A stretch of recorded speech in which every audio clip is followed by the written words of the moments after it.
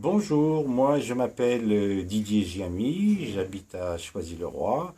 Je suis avec mon ami et nous allons discuter, si vous le permettez, de notre manière de voir le monde, de notre vision du monde.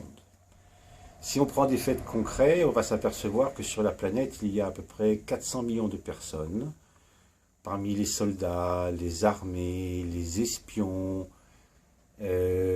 parmi toutes les fabricants d'armes.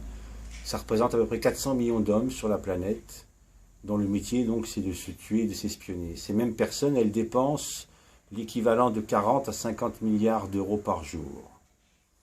On n'imagine pas qu'en donnant à ces mêmes personnes 10 kilos de vêtements ou 10 kilos de nourriture, ce qu'on pourrait faire avec cette force-là.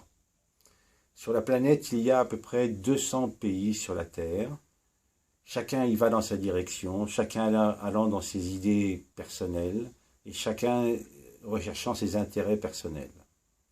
Je pense que toute personne est capable de comprendre le fait qu'il y ait 400 millions d'hommes sur Terre dont le métier c'est de se tuer et de s'espionner et qu'il y ait 200 pays sur Terre, également avec des idées différentes. Ça, c'est un premier point. Tu peux faire une pause, Kader? Non seulement, donc, on a vu qu'il y avait différentes idéologies sur Terre, on peut extrapoler un petit peu le futur et on s'aperçoit que si dans 60 ans le monde ne change pas, on risque d'avoir des pollutions, on risque d'avoir plus de 200 millions d'hommes sur la planète qui vont dire à d'autres personnes il me faut de la place pour habiter, vu la montée de la mer.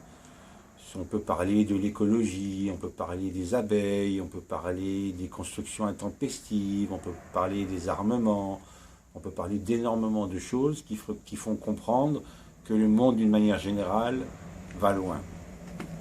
Ça, c'est des faits concrets. Maintenant, il faut voir ce qu'il est possible de faire. Il faut reconstruire le monde à l'échelle de l'homme. Facile à dire peut-être, facile à faire, moins. Maintenant, il faut être 1, 2, 3, 4, 5, et si on est beaucoup, c'est possible. On peut sortir de là. De nouveau, il faut comprendre que c'est l'homme qui doit changer.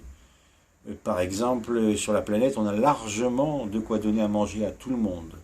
On pourrait même faire de la culture et donner des graines d'oiseaux, des graines de blé à manger aux oiseaux. On ne devrait pas non plus construire des immeubles de plus de 4 étages. Ce qui ne veut pas dire qu'il faut croire que le monde est un monde beau et merveilleux.